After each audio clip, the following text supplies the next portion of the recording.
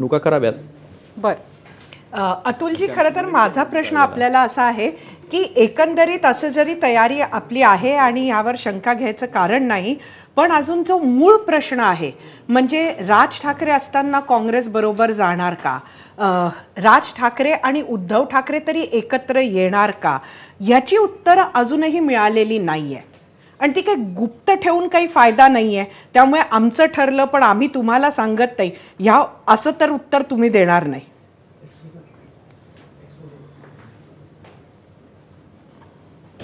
नाही, ती आमची भाषा पण नाही आहे.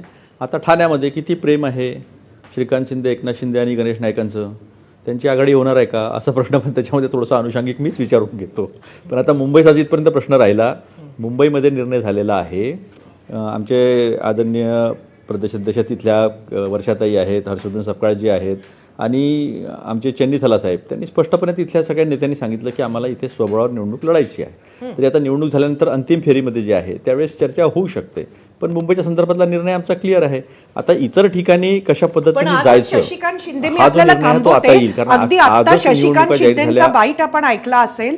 शशिकांत शिंदे यांनी आत्ताच सांगितलं की काँग्रेस हे तयार झालंय बोलायला, महाविकास आघाडी म्हणून लढायला. तर असं आहे की असं नाहीये? आणि शशिकांत शिंदेसाठी जर असेल तर मग कोणाशी बोलतात ते? हो,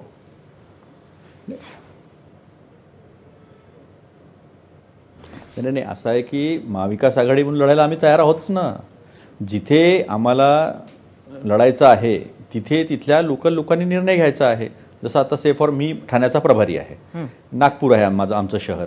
या नागपूर शहरामध्ये आम्ही सगळे एकत्र येऊ आणि ठरवू की आम्हाला आघाडीत जायचं आहे की नाही जायचं आहे. त्याच्यामध्ये बऱ्याचशा गोष्टी असतात सरिता. आणि ठाण्यामध्ये सुद्धा जे आहेत ते तिथे पण तिथले नेते मंडळी काय म्हणतात, कशा पद्धतीने आपल्याला निवडणुकीला समोर जायचं आहे, कोणत्या पक्षासोबत जायचं आहे ते आम्ही ठरवू ना. त्यात काही प्रश्नच नाही. पण हे काय पोचिंग केलं का आम्ही? किती जबरदस्त पोचिंग चालू आहे. कोण कोणाला शॉक देतोय. रोज सकाळी उठलं की पहिली बातमी ती असते की मोठा धक्का, यांना मोठा धक्का, त्यांना मोठा धक्का, कोणाचा तर एक दुसऱ्याचाच.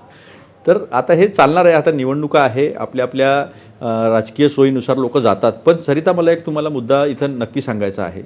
स्मार्ट मीटर हा जरी राज्य सरकारचा विषय असला तरी स्मार्ट मीटर हा महानगरपालिकांच्या निवडणुकांमध्ये अतिशय जिव्हाळ्याचा विषय आहे. खूप बिल येतात लोकांना. पाण्याचे मीटर जे नवीन लावले आहेत स्मार्ट मीटर, त्याला तर हवेने पण फिरतात आहे. तो मुद्दा इतका जास्त कळीचा आहे की बीजेपीच्या आमदारांना समोरून सांगावं लागले की तुम्ही बिल भरू नका. नागपूरमध्ये तुम्ही ओळखता त्या आमदारांना, नाव घेण्याचं काही कारण नाही आहे. आणि दुसरी गोष्ट, कचऱ्याचं नियोजन इतकं महत्वाचं आहे की कचऱ्यामुळे इतकं पोल्युशन वाढतं आहे, ग्राउंड वॉटर टेबल खराब होतो आहे. हे जे मुद्दे आहे महत्वाचे आहेत. एक महत्वाचा अजून महिलांच्या अनुषंगाने महत्वाचा मुद्दा आहे तो असा आहे की नळाच्या पाण्याचा फोर्स. अनेक ठिकाणी वेळ जे आहे ते वेळ इतके वेगळे आहेत की महिला कामावर जातात, ते येतात त्यावेळेस नळ असत नाही, मग कोणत्या वेळेवर असावं, इतके हे बेसिक मुद्दे आहे. आणि हे प्रशासनावर 3 ते 4 वर्ष, काही ठिकाणी 5 वर्ष, काही ठिकाणी 10 वर्ष झाले निवडणुका झाल्या नाही. आणि प्रशासनाचा लोकांच्या समस्येशी डायरेक्ट संबंध येत नाही, तो लोकप्रतिनिधींचाच येतो. तर अशा परिस्थितीमध्ये या सुद्धा गोष्टींना सामना करावा लागणार आहे. हे अनेक असे महत्वाचे मुद्दे जे आहेत ते मुद्दे मात्र या अनुषंगानं कळीचे ठरलेले आहे. कचरा मॅनेजमेंट हा त्यातला सर्वात महत्वाचा मुद्दा आहे, कारण तो आरोग्याशी जुळलेला सुद्धा आहे. नक्कीच अतुलजी, तुम्हाला काँग्रेसनं उगाचच आपलं मुख्य प्रवक्ता केलं नव्हतं. मी विचारलेल्या प्रश्नाला आपण जसं वेगळ्या मुद्द्याकडे वळवलं त्यावरूनच लक्षात येतं की आपली निवड जी केली होती काँग्रेसनं ती योग्यच केली होती. पण त्या निमित्तानं आपण जी काही मुद्दे उपस्थित केले आहेत ते घेऊन मला वाटतं आपण अगदी म्हणजे पोचिंगचा जो मुद्दा त्यांनी, मला वाटतं सरिताजींनी अत्यंत उत्तम पद्धतीनं सांगितलं की पळवाट कशी काढायची आमच्या अतुल लोंढेंनी परफेक्ट त्या ठिकाणी काढलेली आहे. कारण आपण बघा, आपण काय सांगितलं, त्यांच्या ऑन रेकॉर्ड ते काय बोलतायत, मुंबईत आम्ही स्वबळावर लढायचं ठरवलेलं आहे.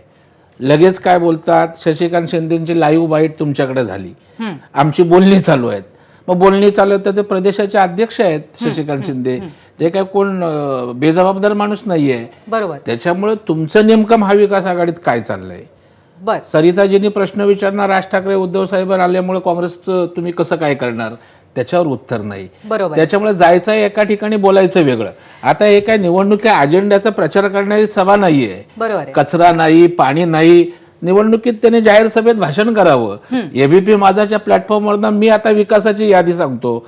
कचऱ्याच्या बाबतीत पुरवणी मागण्या यावेळेला बघा, महानगरपालिकांमध्ये त्या ठिकाणी कचरा असेल, तिथल्या पाण्याच्या व्यवस्था असतील, इन्फ्रास्ट्रक्चर असतील, याच्यावर पुरवणी मागण्यात पैसे टाकलेत मोठ्या प्रमाणावर. बरोबर. यांना माहित नाही. म्हणजे- उलट टीका काय म्हणजे करतात, नागरी मुद्द्यांवरती- महापालिका निवडणुका डोळ्यासमोर ठेवून यांनी बजेटमध्ये महानगरपालिकांना पैसे दिलेत.